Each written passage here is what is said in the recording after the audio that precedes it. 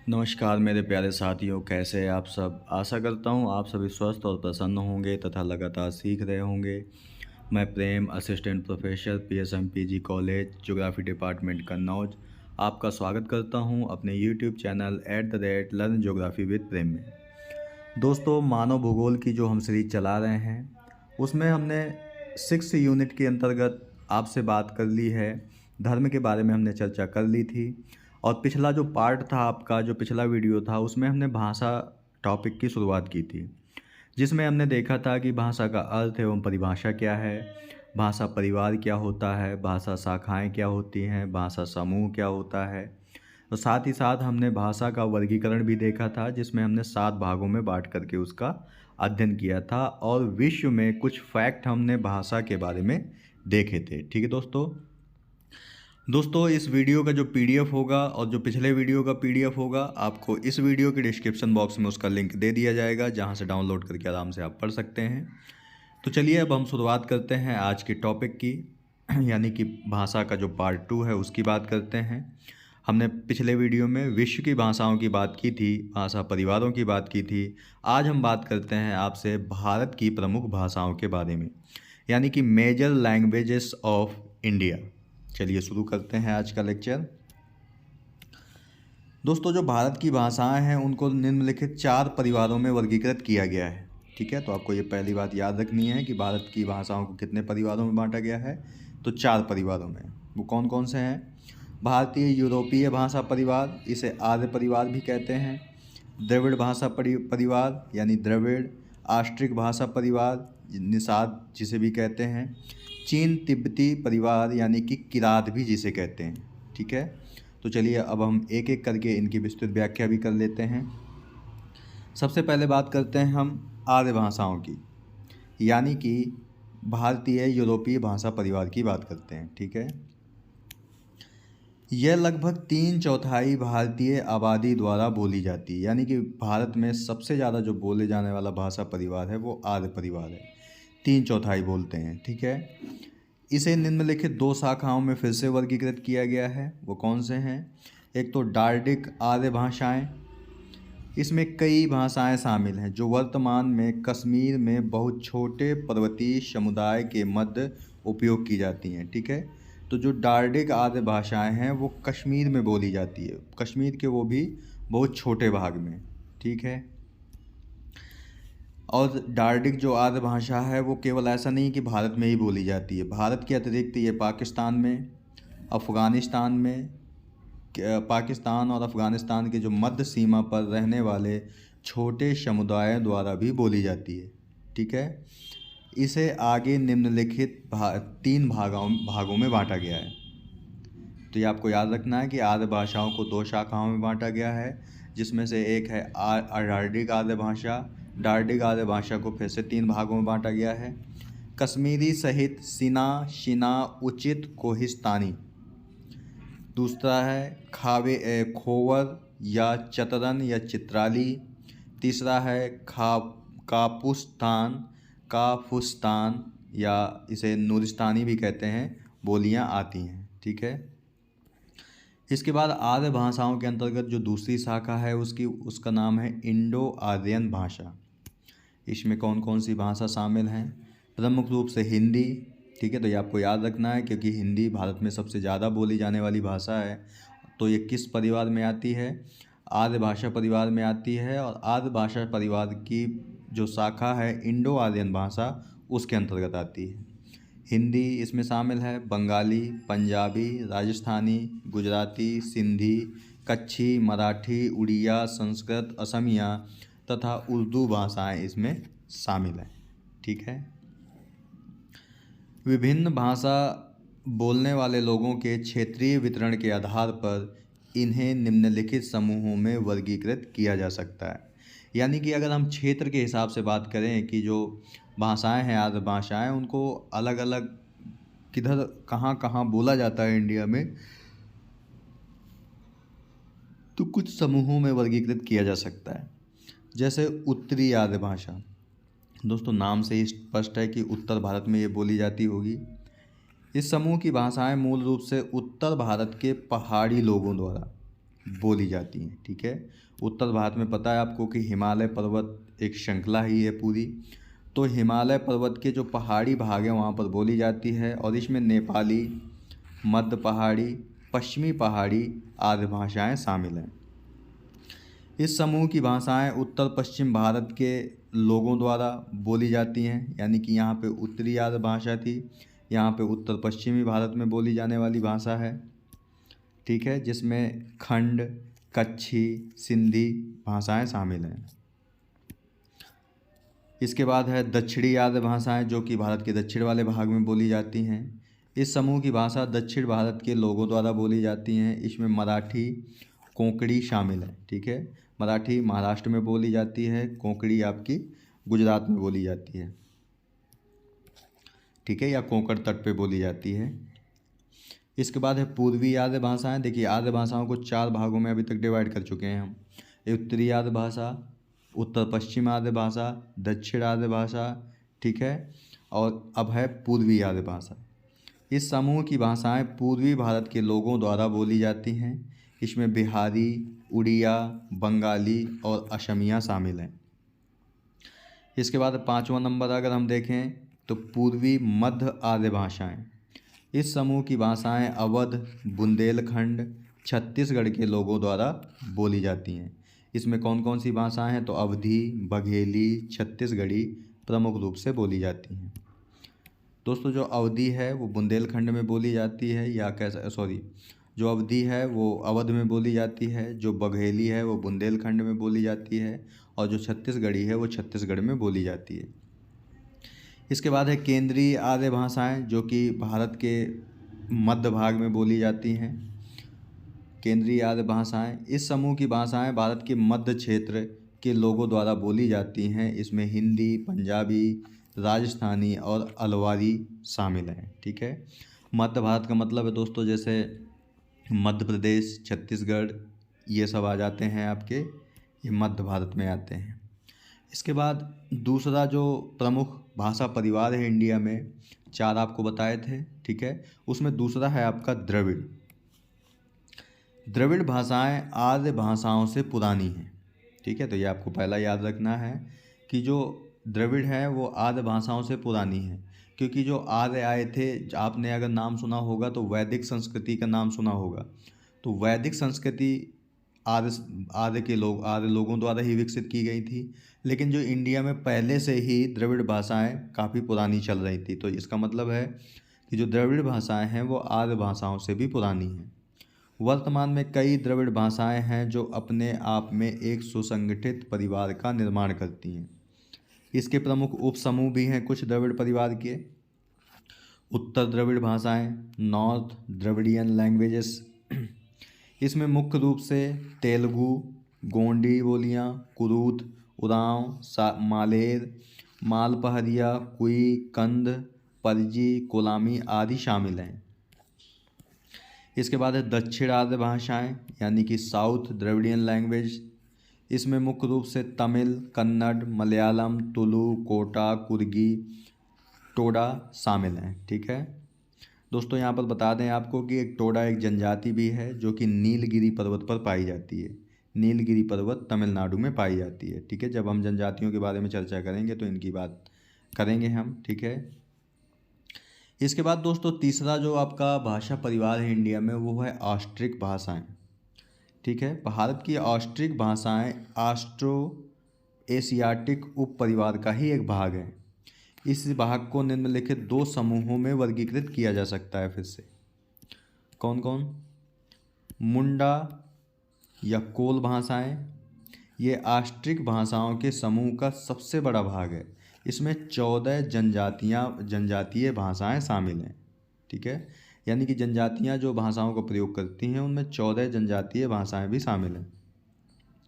सोम Khmer भाषाएं, यानी कि यहाँ मोम नहीं होगा, सोम खमेर लैंग्वेजेस। भाषा के इस समूह को निम्नलिखित 2 उपसमूहों में फिर से विभाजित किया गया है।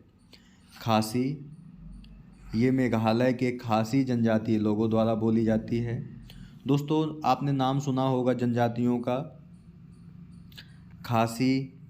ठीक है, खासी नाम सुना होगा, जो कि मेघालय में पाई जाती है। ठीक है, तो जाहिर सी बात है कि खासी जनजाति द्वारा प्रयोग की जाने वाली भाषा जो है वो खासी ही है, जो कि मेघालय में पाई जाती है। ऐसा माना जाता है कि लगभग 1 शताब्दी पूर्व बंगाली असमिया लिपि में लिखा गया था। ठीक है, इसके बाद दूसरा है निकोबारी। निकोबारी से आपका समझ गए होंगे कि जो अंडमान निकोबार समूह है इंडिया का, वहाँ पर बोली जाती होगी ये। तो निकोबारी ये निकोबार द्वीप समूह के जनजातीय लोगों द्वारा बोली जाने वाली भाषा है। ठीक है, इसके बाद जो इंडिया में अगला भाषा परिवार है उसका नाम है चीन तिब्बती परिवार, यानी सिनो तिब्बतियन लैंग्वेज। ठीक है, ये भाषाएं बहुत से लोगों द्वारा बोली जाती हैं। बस्तियों के क्षेत्र के आधार पर, किसके आधार पर? बस्तियों के क्षेत्र के आधार पर इन्हें निम्नलिखित 3 प्रमुख विभाजनों में विभाजित किया जा सकता है। तिब्बती हिमालयी, उत्तर असम, असोनी, म्यांमार यानी कि बर्मनीज। ठीक है, तो पहला है तिब्बती हिमालयी भाषाएं, इसके बारे में देख लेते हैं। इसे निम्नलिखित उपसमूहों में विभाजित किया जा सकता है। हिमालयी समूह, इसमें 4 भाषाएं शामिल हैं, चंबा, लाहौली, कन्नौरी और लेप्चा। ठीक है, इनमें से कन्नौरी भाषा अधिकतर हिमालयी समूह के लोगों द्वारा बोली जाती है। इसके बाद दूसरा है भूटिया समूह। इसमें तिब्बती, बल्ती, लद्दाखी, लाहौली, शेरपा तथा सिक्किम भूटिया शामिल हैं। इनमें से भूटिया अधिकतर लद्दाखी व सिक्किम भूटिया द्वारा बोली जाती है तथा तिब्बती भाषाएं क्रमशः दूसरे और तीसरे स्थान पर आती हैं। ठीक है, इसके बाद दूसरा है उत्तर असम भाषाएं, यानी कि नॉर्थ असम लैंग्वेजेस। इस अरुणाचल शाखा के रूप में भी जाना जाता है, यानी कि जो उत्तर असम शाखा है इसे अरुणाचल शाखा के रूप में भी जाना जाता है, क्योंकि यह अरुणाचल प्रदेश में बोली जाती है। इसमें 6 भाषाएं शामिल हैं, आका, ददलता, आउर, मिरी, मिशनल, मिशिंग आदि। इनमें से मिरी सबसे बड़ी बोली जाने वाली भाषा है। ठीक है दोस्तों, आपको ये भी याद रखना है कि जो ये भाषाएं हैं वो कहीं ना कहीं जनजातियों द्वारा बोली जाती हैं। ठीक है, तो जो जनजाति इन भाषाओं का प्रयोग करती है उसी के आधार पर, उस जनजाति के नाम के आधार पर भी उस भाषा का नाम दे दिया गया है। इसके बाद है असम म्यांमारी भाषा। इसमें बोडो, नागा, कोचिन, कुकिचिन, म्यांमार के समूह शामिल हैं। इनमें से नागा सबसे अधिक बोली जाने वाली भाषा है। ठीक है दोस्तों, नाम से ही आपको लग रहा है कि नागा एक जनजाति है जिसके आधार पर ही नागालैंड राज्य बनाया गया है इंडिया में। ठीक है, तो ये जनजाति है जो भाषा का प्रयोग करती है, तो इसे नागा भाषा भी कह सकते हैं। इसके बाद इन 3 उप समूहों के अलावा चीनी तिब्बती भाषाओं में मणिपुरी, गारो, त्रिपुरी, मिकिर, लुसाई भी शामिल हैं। लुसाई को मिजो भी कहा जाता है। ठीक है, यानी कि जो लुसाई भाषा है उसे मिजो भाषा भी कहा जाता है। दोस्तों, इस चित्र के माध्यम से या इस चार्ट के माध्यम से भारत में प्रमुख भाषाओं का व्यापक भौगोलिक वितरण दिखाया गया है। इसे भी आप देख सकते हैं। इंडो यूरोपियन परिवार, इंडो आर्यन उप परिवार नाम है। डार्डिक समूह और इंडो आर्यन समूह इसकी शाखा हैं। बोली क्षेत्र हैं जम्मू और कश्मीर और असम। और जो इंडो आर्यन है जम्मू कश्मीर, पंजाब, हिमाचल प्रदेश, उत्तर प्रदेश, राजस्थान, हरियाणा, मध्य प्रदेश, बिहार, ओडिशा, महाराष्ट्र, गोवा, झारखंड, छत्तीसगढ़ और उत्तराखंड में बोली जाती है। ठीक है, इंडो आर्यन को ईरानी भाषा में भाग में भी विभाजित किया गया है। भारत की ये उत्तर पश्चिमी सीमा में बोली जाती है। यूरोपीय उत्तर पूर्वी भारत, दक्षिण भारत के शहरों में बोली जाती है। द्रविड़ परिवार की बात करें तो 3 भागों में हमने डिवाइड किया था, दक्षिण द्रविड़, मध्य द्रविड़, उत्तर द्रविड़। ठीक है, जो दक्षिण द्रविड़ है वो तमिलनाडु, कर्नाटक, केरल, पौंडुचेरी, लक्षद्वीप में बोली जाती है। दोस्तों, आपको याद रखना है कि तमिलनाडु में तमिल भाषा चलती है, कर्नाटक में कन्नड़ भाषा चलती है, केरल में मलयालम भाषा चलती है। ठीक है, और पौंडुचेरी और आंध्र प्रदेश में तेलुगु भाषा चलती है, लक्षद्वीप में भी मलयालम भाषा ही बोली जाती है। मध्य द्रविड़ की बात करें तो आंध्र प्रदेश, मध्य प्रदेश, उड़ीसा, महाराष्ट्र, गुजरात और झारखंड में बोली जाती है। उत्तर द्रविड़ की बात करें तो बिहार, उड़ीसा, पश्चिम बंगाल, मध्य प्रदेश, छत्तीसगढ़ और झारखंड, असम में बोली जाती है। ठीक है। ऑस्ट्रिक की बात करें अगर हम तो ऑस्ट्रो एशियाटिक उप परिवार है। सोम खेमेरो मुंडा ये विभाजित है। ये मेघालय, निकोबार द्वीप समूह में, पश्चिम बंगाल, बिहार, उड़ीसा, असम और मध्य प्रदेश में बोली जाती है। चीनी तिब्बती या तिब्बती चीनी परिवार की बात करें तो तिब्बत म्यांमार इसका उप परिवार है। ठीक है। तिब्बती हिमालय शाखा है जो कि जम्मू कश्मीर, हिमाचल प्रदेश, उत्तर प्रदेश, उत्तराखंड, सिक्किम और पश्चिम बंगाल में बोली जाती है।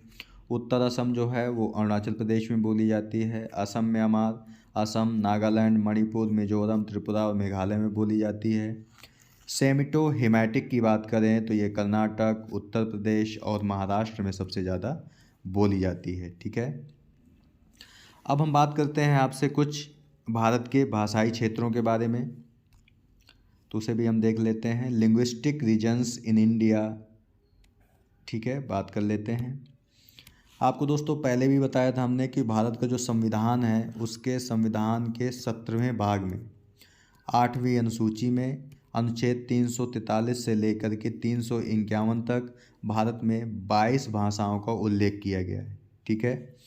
लेकिन जब संविधान बना था तो उस समय केवल 14 भाषाएं ही शामिल थीं, परंतु अब संविधान में 22 भाषाओं को शामिल किया गया है 8वीं अनुसूची में। भारत की आधिकारिक भाषाओं के रूप में मान्यता दी गई है। ये भाषाएं कौन सी हैं तो असमिया, बंगाली, गुजराती, हिंदी, कन्नड़, कश्मीरी, कोंकणी, मलयालम, मणिपुरी, नेपाली, उड़िया, पंजाबी, संस्कृत, सिंधी, तमिल, तेलुगु, उर्दू, बोडो, संथाली, मैथिली और डोगरी। ये 22 भाषाएं हैं जो संविधान में उल्लिखित की गई हैं। ठीक है। लेकिन इनमें से केवल जो 11 भाषाएं हैं वो भारत में व्यापक रूप से बोली जाती हैं, यानी कि भारत का जो 90% भाग है वो इन 11 भाषाओं का ही प्रयोग करता है। तो वो 11 भाषाएं कौन सी हैं? पहली तो है आपकी हिंदी। ये देश की आधिकारिक भाषा है तथा कुल भारतीय जनसंख्या में लगभग 40% लोगों द्वारा यह बोली जाती है। इस भाषा को बोलने वाले क्षेत्रों में यूपी, बिहार, मध्य प्रदेश, झारखंड, छत्तीसगढ़, राजस्थान, हरियाणा, हिमाचल प्रदेश, उत्तराखंड, दिल्ली शामिल हैं। इन राज्यों में 90% से अधिक जनसंख्या द्वारा हिंदी ही बोली जाती है। ठीक है। जैसे आप अपने यहाँ ही देख रहे हैं, उत्तर प्रदेश में ही तो हिंदी ही का ही प्रयोग सबसे ज़्यादा होता है। इसके बाद दूसरी भाषा है बंगाली, यानी कि सबसे ज़्यादा भारत में हिंदी बोली जाती है, दूसरे नंबर पर बंगाली बोली जाती है।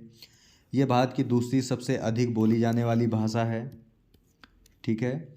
इस भाषा का जो सांस्कृतिक केंद्र है वो पश्चिम बंगाल में है, परंतु इसकी परिधि असम, बिहार, झारखंड, उड़ीसा, त्रिपुरा आदि में फैली हुई है। यानी कि सबसे अधिक तो ये पश्चिम बंगाल में बोली जाती है, साथ ही साथ असम, बिहार, झारखंड, उड़ीसा और त्रिपुरा में भी बंगाली भाषा का प्रयोग ही किया जाता है। इसके बाद है तेलुगु। नाम से स्पष्ट है आपका दोस्तों कि ये आंध्र प्रदेश की भाषा है। ये भारत की तीसरी सबसे अधिक बोली जाने वाली भाषा है। पहली कौन सी? हिंदी, फिर बंगाली, फिर है तेलुगु। तेलुगु भाषाई केंद्र आंध्र प्रदेश में है। दोस्तों 1953 में तेलुगु के आधार पर ही आंध्र प्रदेश राज्य का गठन किया गया था, तो ये आपको याद रखना है। परंतु ये कर्नाटक, तमिलनाडु तक फैला हुआ है। इसे पूर्व के इतालवी के रूप में भी जाना जाता है। ठीक है। इसके बाद है दोस्तों मराठी। ये भारत की चौथी सबसे अधिक बोली जाने वाली भाषा है। मराठी का भाषाई केंद्र महाराष्ट्र है तथा महाराष्ट्र की लगभग 93% जनसंख्या मराठी ही बोलती है। यह अन्य क्षेत्रों जैसे कर्नाटक, मध्य प्रदेश, गुजरात, गोवा में भी फैली हुई है। मराठी की एक शाखा कोंकण तटीय क्षेत्रों तथा गोवा में बोली जाती है। ठीक है, तो ये भी आपको याद रखना है। इसके बाद है तमिल। नाम से स्पष्ट है दोस्तों कि ये तमिलनाडु में सबसे अधिक बोली जाती होगी। यह भारत की 5वीं सबसे अधिक बोली जाने वाली भाषा है। यह पुरानी द्रविड़ लिपि की सर्वश्रेष्ठ प्रतिनिधि है।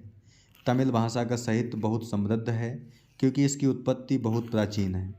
तमिल का भाषाई केंद्र तमिलनाडु है तथा तमिलनाडु की 92% जनसंख्या तमिल ही बोलती है। ठीक है।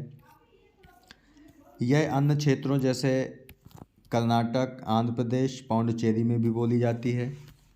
इसके बाद है दोस्तों उर्दू। ये मुख्य रूप से हिंदी भाषा का संशोधित रूप है।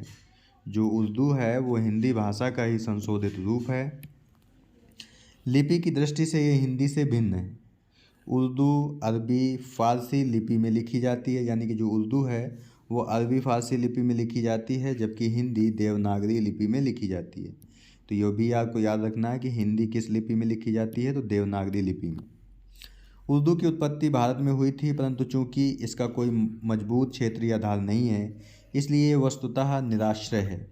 उर्दू का जन्म जो उर्दू है, उर्दू को जम्मू और कश्मीर ने अपनी आधिकारिक भाषा के रूप में अपनाया है और ये भारतीय जनसंख्या के लगभग 8% लोगों की मातृभाषा भी है। ठीक है, उर्दू सबसे ज़्यादा जम्मू कश्मीर में बोली जाती है और 8% लोगों की मातृभाषा है। इस भाषा को बोलने वाले क्षेत्र हैं जो यूपी में आपको पता है कि भारत की जो उत्तर प्रदेश की जो प्रथम भाषा है, आधिकारिक भाषा, वो हिंदी है, दूसरी उर्दू ही है। ठीक है, इसके अलावा बिहार, हरियाणा, आंध्र प्रदेश, कर्नाटक, दिल्ली, जम्मू कश्मीर और उत्तराखंड में शामिल है ये भाषा। इसके बाद है गुजराती। गुजराती का भाषाई केंद्र गुजरात है। नाम से स्पष्ट है कि गुजराती है तो गुजरात में ही होगा। यह महाराष्ट्र और राजस्थान में भी बोली जाती है। इसके बाद है कन्नड़। नाम से इसका भी स्पष्ट है कि कर्नाटक में बोली जाती होगी। गुजराती के बाद कन्नड़ दूसरी सबसे अधिक बोली जाने वाली भाषा है। कन्नड़ का भाषाई केंद्र कर्नाटक है, जहां कुल जनसंख्या का 91% भाग कन्नड़ भाषा का ही प्रयोग करता है। यह अन्य राज्यों जैसे कि तमिलनाडु, महाराष्ट्र और आंध्र प्रदेश में भी बोली जाती है। इसके बाद है मलयालम। सभी द्रविड़ भाषाओं में मलयालम सबसे कम बोली जाने वाली भाषा है। मलयालम का भाषाई केंद्र प्रमुखतः केरल है। ठीक है, यहाँ की कुल 92% जनसंख्या मलयालम भाषा का प्रयोग ही करती है। ये अन्य क्षेत्रों जैसे कि तमिलनाडु, कर्नाटक और महाराष्ट्र में भी बोली जाती है। इसके अलावा दोस्तों जो मलयालम भाषा है वो लक्षद्वीप में भी मलयालम भाषा ही बोली जाती है। इसके बाद है उड़िया। यह भाषा अपने आप में बहुत अनोखी है क्योंकि ये प्राचीन अपभ्रंश है। इसका साहित्य संस्कृत से समृद्ध है। ठीक है, इसके बाद दोस्तों अगली जो 11वीं भाषा है वो है असमिया। नाम से स्पष्ट है कि असम के क्षेत्रों में बोली जाती होगी। इस भाषा का उच्चारण और व्याकरण अद्वितीय है, लेकिन यह अक्सर बंगाल और असम में ही बोली जाती है। ठीक है दोस्तों, भारत में कुछ भाषाई क्षेत्र दिखाए गए हैं। ठीक है, तो जो असमिया है वो असम और निकटवर्ती क्षेत्रों में बोली जाती है। बंगाली पश्चिम बंगाल और त्रिपुरा के कुछ भागों में, गुजराती गुजरात और निकटवर्ती क्षेत्रों में, हिंदी बिहार, छत्तीसगढ़, दिल्ली, हरियाणा, हिमाचल प्रदेश, झारखंड, मध्य प्रदेश, राजस्थान, उत्तर प्रदेश और उत्तराखंड में बोली जाती है। कन्नड़ प्रमुख रूप से कर्नाटक और उसके निकटवर्ती क्षेत्रों में, कश्मीरी जम्मू कश्मीर में ही बोली जाती है। मलयालम केरल और लक्षद्वीप में बोली जाती है। तेलुगु आंध्र प्रदेश और निकटवर्ती क्षेत्रों में। मराठी महाराष्ट्र और गोवा में। उड़िया उड़ीसा और निकटवर्ती क्षेत्रों में बोली जाती है सबसे ज़्यादा। और जो पंजाबी है, जाहिर सी बात है कि पंजाब और हरियाणा के निकटवर्ती क्षेत्र, तमिलनाडु और पौंडुचेरी में सबसे ज़्यादा बोली जाने वाली भाषा है। ठीक है दोस्तों, इस चित्र के माध्यम से एक भारत का मैप दिखाया गया है। यहाँ पे अलग अलग क्षेत्रों में बोली जाने वाली भाषाओं को दिखाया गया है। यहाँ पे क्षेत्र दिखाया गया है। हिंदी का क्षेत्र देख रहे हैं कि सबसे ज़्यादा व्यापक है। ये मराठी का क्षेत्र है, गुजराती, राजस्थानी, पंजाबी। ठीक है, तो और इसके बाद ये बंगाली, ओडिया, ये भाषाएं दिखाई गई हैं। तेलुगु भाषा का क्षेत्र, कन्नड़ भाषा, मलयालम भाषा और तमिल भाषा का क्षेत्र भी दिखाया गया है। ठीक है, इस चित्र को आप अच्छे से देख सकते हैं। वीडियो को पॉज करके भी देख सकते हैं। PDF भी आपको प्रोवाइड कर दिया जाएगा, वहाँ भी आप देख सकते हैं। ठीक है, तो दोस्तों आज की वीडियो में बस इतना ही। भाषा का ये पार्ट 2 था। आज हमने भाषा वाले टॉपिक को कवर कर लिया है। ठीक है, पिछले वीडियो का जो लेक्चर है और जो इस वीडियो का लेक्चर है, आपको इसी वीडियो के डिस्क्रिप्शन बॉक्स में PDF का लिंक मिल जाएगा और साथ ही साथ पहले कमेंट में भी PDF का लिंक मिल जाएगा, जहां से डाउनलोड करके आराम से आप पढ़ सकते हैं। ठीक है दोस्तों, तो मिलते हैं आपसे नेक्स्ट वीडियो में एक नए टॉपिक के साथ। तब तक के लिए नमस्कार। आप प्रसन्न रहिए, खुश रहिए, मुस्कुराते रहिए और सीखते रहिए, कभी अपने लिए तो कभी अपनों के लिए। धन्यवाद। जय हिंद दोस्तों।